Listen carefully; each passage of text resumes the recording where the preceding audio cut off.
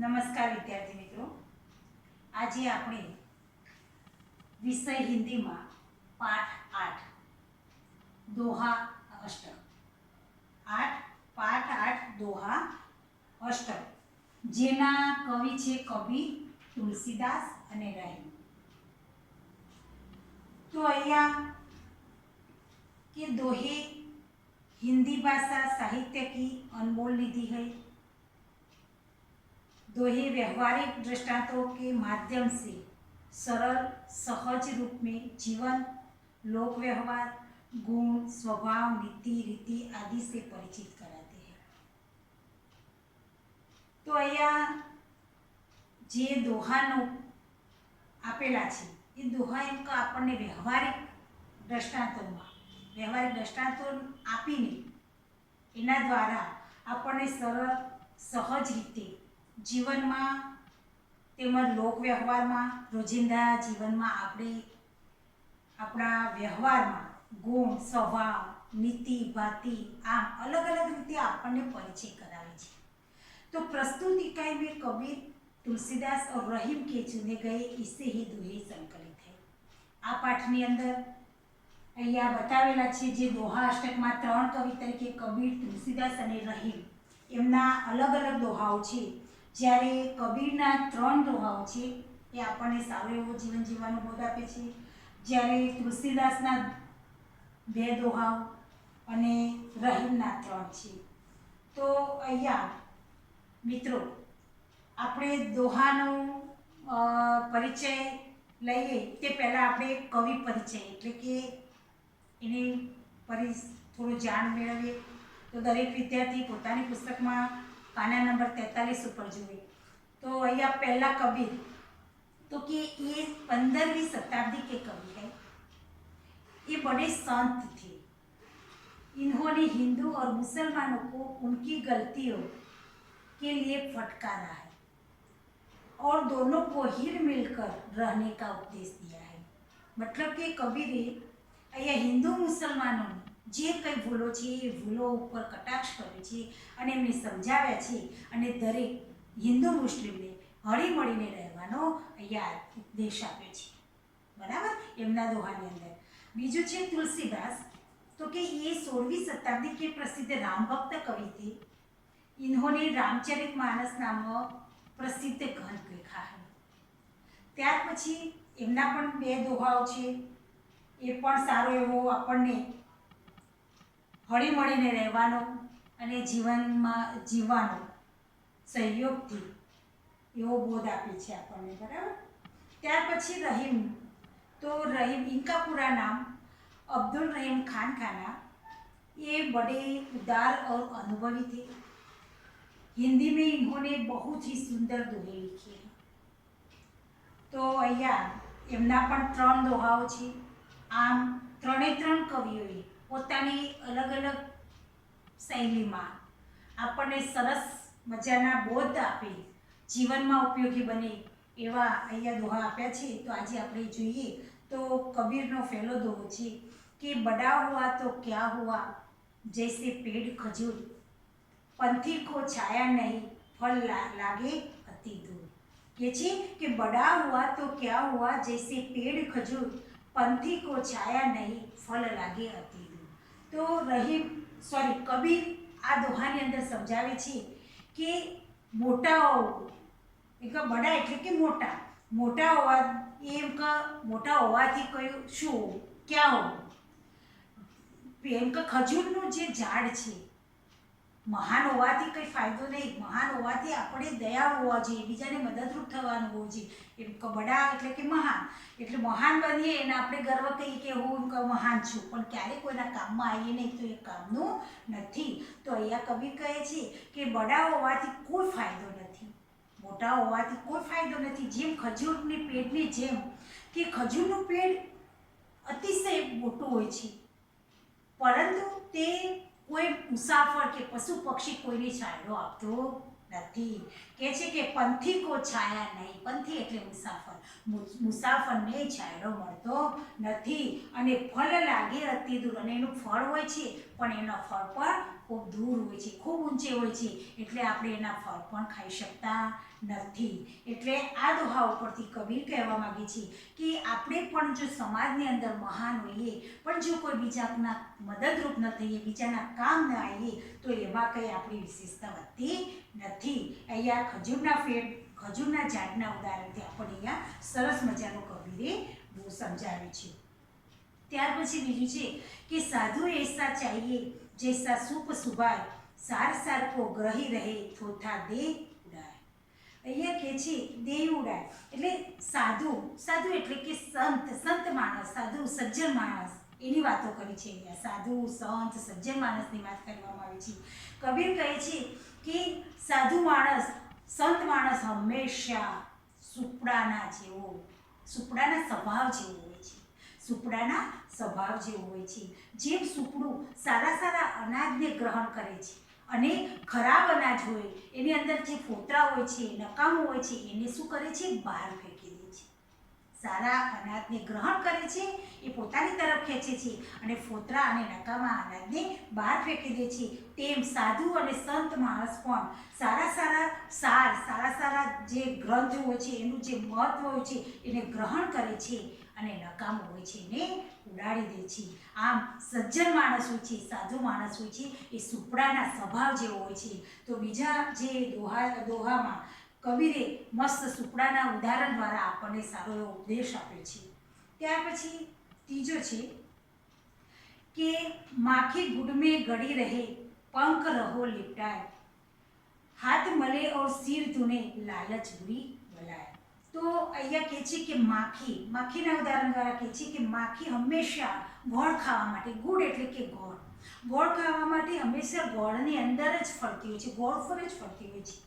પણ એના કારણથી શું થાય છે? પંખ રહે લીપટાય એટલે લીપાય. એની જે પાંખ હોય છે, મખીની જે પાંખ હોય છે, ગોળની અંદર લીપટાઈ જાય છે, એટલે કે એમાં ફસાઈ જાય છે.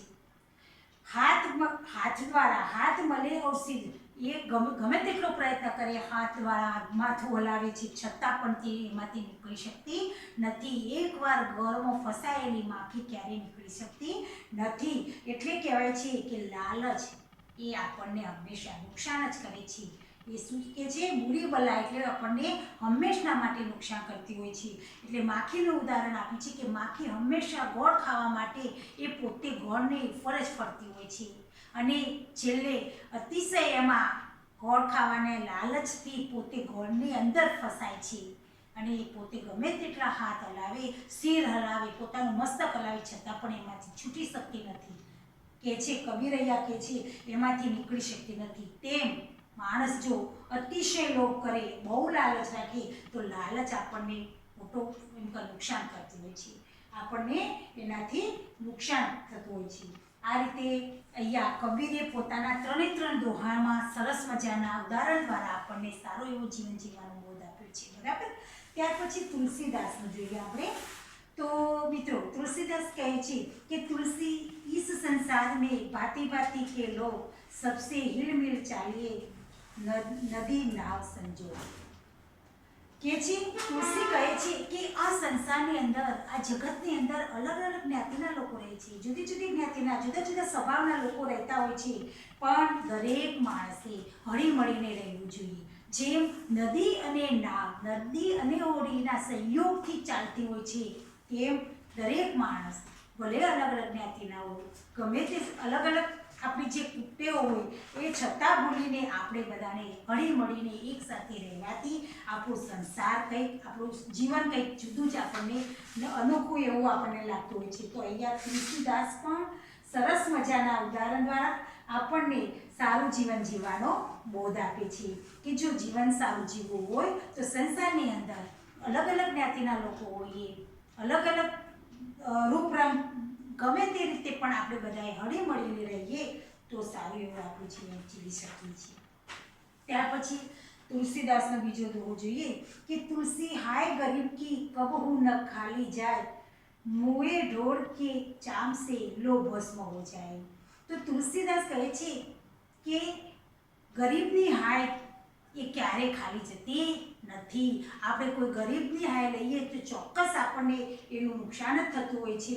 તો અહીંયા તુલસીદાસ કહે છે કે હાય ગરીબ કી કબહુ ન ખાલી જાય. ગરીબની હાય ક્યારેય ખાલી જતી નથી. જે મરેલા ઢોરના ચામડામાંથી, એ ઢોર કે ચામ એટલે ચામડું, મરેલા ઢોરના ચામડામાંથી જે એને લોખંડ દ્વારા એ ભસ્મ થાય છે. તો અહીંયા તુલસીદાસે પણ સારા એવા ઉદાહરણો દ્વારા આપણને એના દોહા સમજાવ્યા. ત્યાર પછી જોઈએ રહીમ.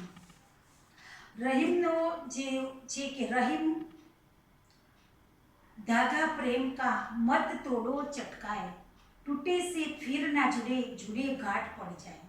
तो રહીમ કહે છે કે જે પ્રેમનો ધાગો એટલે કે દોરો, જે પ્રેમરૂપી દોરો છે એ દોરાને ક્યારે ખેંચીને તોડશો નહીં. મત તોડો ચટકાય એટલે ખેંચીને, એને ખેંચીને ક્યારે તોડશો નહીં.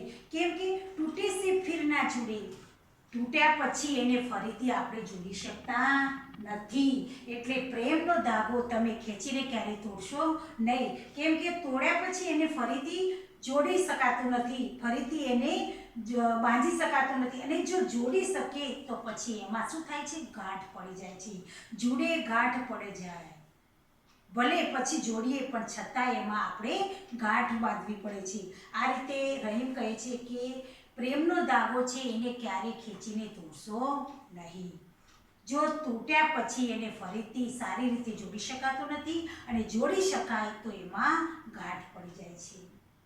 ત્યાર પછી રહીમનો બીજો દોહો છે કે તરુવર ફલ નહીં ખાત હૈ, સરવર પીપહી નહીં ન પાણી, કહી રહીમ પરકાજ હિત, સંપત્તિ સંચયી સુજાની. રહીમ કહે છે કે તરુવર એટલે ઝાડ, વૃક્ષ એ પોતાનું ફળ ખાતા નથી. વૃક્ષ એ પોતે પોતાનું ફળ ખાતા નથી. સરોવર એટલે કે સરોવર પોતે પોતાનું પાણી પીતા નથી. તેવી જ રીતે રહીમ કહે છે કે જે સજ્જન માણસ છે, જે ચંચળ માણસ છે, એ પરકાજ હિત એટલે કે પારકાના હિત માટે સંપત્તિનો સંગ્રહ કરે છે. જેમ વૃક્ષ અને સરોવરના ઉદાહરણ દ્વારા, એવી જ રીતે સજ્જન માણસ પણ, ચંચળ માણસ પણ પોતાની સંપત્તિનો સંગ્રહ કરે છે. શા માટે? કે બીજાના કલ્યાણ માટે, ગરીબની મદદ કરવા માટે.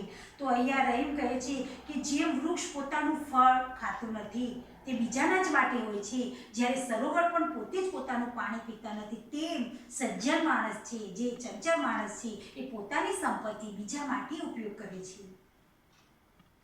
ત્યાર પછી રહીમનો છેલ્લો દોહો જોઈએ આપણે કે રહીમન દેખી બડેનન તો લઘુ ન દીજે ડાળી, જહા કામ આए સુઈ કહા કરે તલવારી.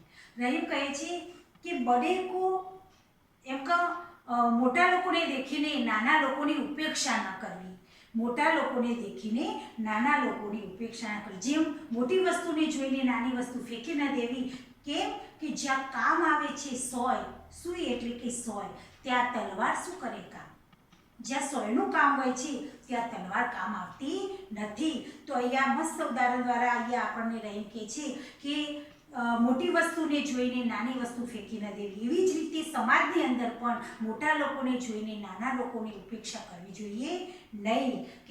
કે જ્યાં સોય કામ આવે છે ત્યાં તલવાર કામ આવતી નથી. તો મિત્રો, અહીંયા જે રહીમ, કબીર અને તુલસીદાસના આપણે જે દોહા જોયા એના ઉદાહરણ સહિત એ દોહા દરેક વિદ્યાર્થી મિત્રે પોતાની નોટની અંદર લખવાના છે. ત્યાર પછી શબ્દાર્થો છે, એ શબ્દાર્થો દરેક વિદ્યાર્થીએ લખી દેવાના. એના નીચે જે મુહાવરો છે એ મુહાવરા 2 આપેલા છે, એનો પણ શબ્દ અર્થ આપી અને એનો વાક્ય પ્રયોગ સાથે કરવાનો છે. એના પછી અભ્યાસના પ્રશ્નોમાં જે 5 પ્રશ્નો છે એ આપણે સમજૂતી આપી એના આધારે તમે જવાબ આપી શકો, તો એ પણ જવાબો તમે લખી દેજો. ત્યાર પછી પ્રશ્ન 2 છે कि नीचे दिए गए शब्दों में विलोम शब्दों के सही जोड़े बनाइए और उदाहरण के अनुसार वाक्य में प्रयोग कीजिए. અહીંયા બધા શબ્દો આપેલા છે, એના શબ્દોના વિલોમ શબ્દ એટલે કે વિરુદ્ધાર્થી શબ્દોની જોડી બનાવવાની, ત્યાર પછી એનું વાક્ય પ્રયોગ કરવાનો. અહીંયા લગભગ જોઈએ આપણે આદર, તો આમાંથી શોધી લેવાનું. આદર એટલે શું થાય? અનાદર. સ્વકાજ એટલે પરકાજ થાય. બુરા એટલે અચ્છા, ત્યાર પછી પરકાજ એટલે સરકાર તો થઈ, પ્રેમ એટલે નફરત, નજદીક એટલે દૂર, પછી મૃત એટલે કે જીવિત, બરાબર, છોટા તો બડા, સત્ય અસત્ય. આ રીતે અલગ અલગ શબ્દો છે એમાં શોધી અને આપણે એની યોગ્ય જોડી બનાવવાની છે અને એ જોડી બનાવ્યા પછી એનું વાક્ય પ્રયોગ કરવાનું છે. અહીંયા એક ઉદાહરણ તમને બતાવું, એના આધારે તમારે બધાને આ રીતે, ધારો કે સત્ય અસત્યનું જોઈએ આપણે તો કે સત્ય એટલે કે ગાંધીજી સત્ય બોલતે થે, બરાબર. असत्यમાં તો હમે અસત્ય નહીં બોલના ચાહીએ. આ રીતે સત્ય અસત્યનું આ રીતે જોડી બનાવવાની અને એનું વાક્ય પ્રયોગ કરવાનું. એમ દરેક શબ્દોની જોડી બનાવીને તમે વાક્ય પ્રયોગ કરવાનું છે. તો દરેક વિદ્યાર્થી પ્રશ્ન 2 પણ લખી દે. ત્યાર પછી પ્રશ્ન 3 છે કે અંદાજ અપના આપના. તો આના ઉપરથી તમે તમારા અંદાજે શું કરી શકો એના વિશે લખવાનું છે. એના પછી પ્રશ્ન 4 કે નિમ્નલિખિત દોહા કા ભાવાર્થ સ્પષ્ટ કીजिए. તમને મેં જે અહીંયા ભાવાર્થ સમજાવ્યો દોહાનું, એ દરેક અહીંયા દોહા 3 આપ્યા છે, ત્રણેયના, તો તમે એનો ભાવાર્થ સમજાવી શકો છો, એ પણ તમારે લખવાનું છે. ત્યાર પછી સ્વાધ્યાય જોઈએ આપણે. તો સ્વાધ્યાયના જે 5 પ્રશ્નો છે એ 5 પ્રશ્નો તમારે લખવાના છે, બરાબર. તો અહીંયા મિત્રો તમને લેસનમાં એક તો જે દોહા આપ્યા છે એ દોહા લખી દેવાના, બરાબર. પછી એના શબ્દાર્થની નીચે 2 મુહાવરા આપ્યા છે, એ મુહાવરે લખી વાક્ય પ્રયોગ કરવાનો છે. અને અભ્યાસના પ્રશ્નો,